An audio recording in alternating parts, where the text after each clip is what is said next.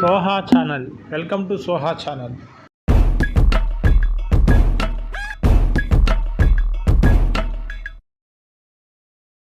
రాజేష్ అంటే తెలుస్తుంది. రాజేష్ గారిని వచ్చి మాట్లాడవలసిందిగా కోరుచున్నాను. మీరు ఒక్క 5 నిమిషాల్లో మీకు ఇస్తాను. Okay okay okay. అందరికీ జై భీమ్, జై తెలుగుదేశం, జై చంద్రబాబు, జై లోకేష్ అన్న. అయితే ఇక్కడ అక్క చెల్లెలు ఎదురుగా కూర్చున్నారండి. వాళ్ళని చిన్న ప్రశ్న అడుగుదాం అనుకుంటున్నాను నేను.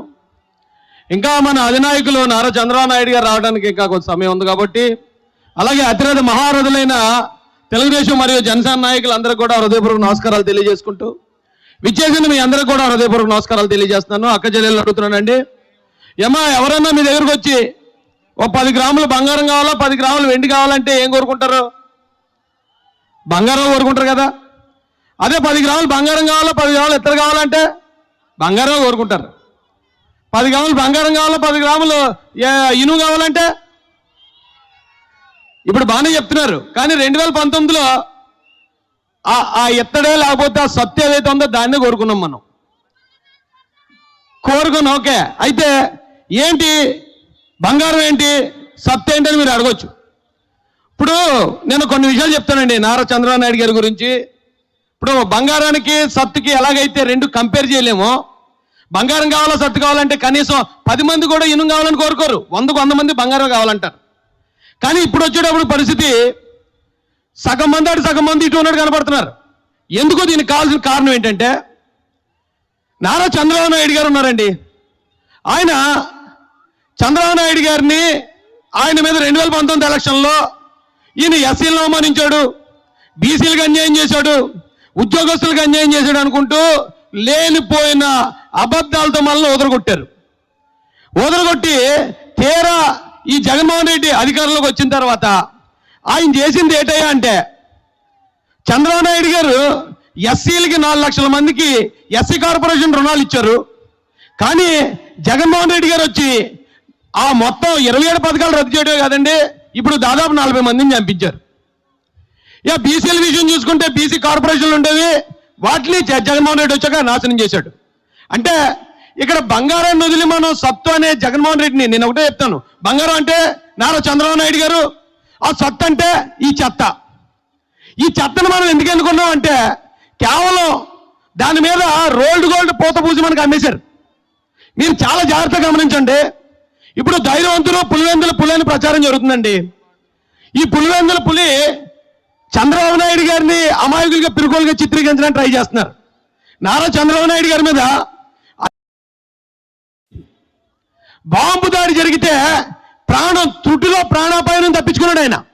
అయినా కూడా ఈ రోజుకి జనంలో తిరిగే చంద్రబాబు నాయుడు గారి ధైర్యవంతుడా?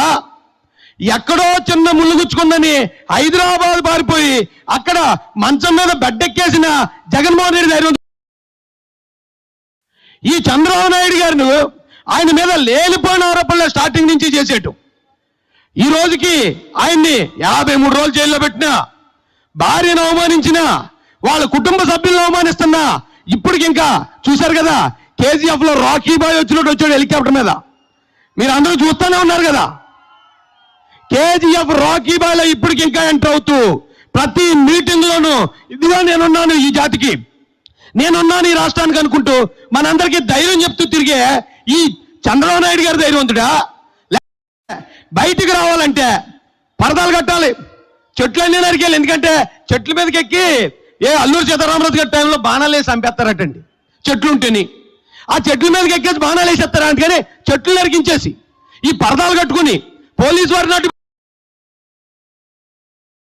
ఎక్కడ నువ్వు చంపుతావని తెలిసినా, నువ్వు అవమానిస్తావని తెలిసినా, నువ్వు జైల్లో పెట్టినా, నువ్వు ఇంకా ఇలా తిరుగుతున్నా చంద్రబాబు నాయుడు గారు ఎక్కడని అడుగుతున్నాను నేను. చంద్రబాబు గారి నాయకత్వం, నారా చంద్రబాబు గారి నాయకత్వం ఈ రాష్ట్రానికి ఉద్యోగులకి, ఎస్సీలకి, ఎస్టీలకి, బీసీలకి కొన్ని లక్షల ఉద్యోగులు ఇచ్చిన నారా చంద్రబాబు నాయుడు గారు ఎక్కడ? 5,000 రూపాయలు ఉద్యోగం ఇచ్చి దాన్ని 100 సార్లు పబ్లిక్ యూజ్ చేసుకునే నువ్వెక్కడ అని ఆ జగన్ రెడ్డి గారిని ఈ స్టేజ్ నుంచి మేము ప్రశ్నించడం జరుగుతుంది.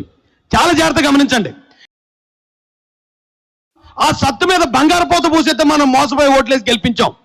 ఒకసారి చేస్తే మనం మోసపోయినట్టు, రెండోసారి కూడా మళ్ళీ ఎన్నుకుంటే మనం కూడా ఆ చెత్తలో సమానం అయిపోతాం.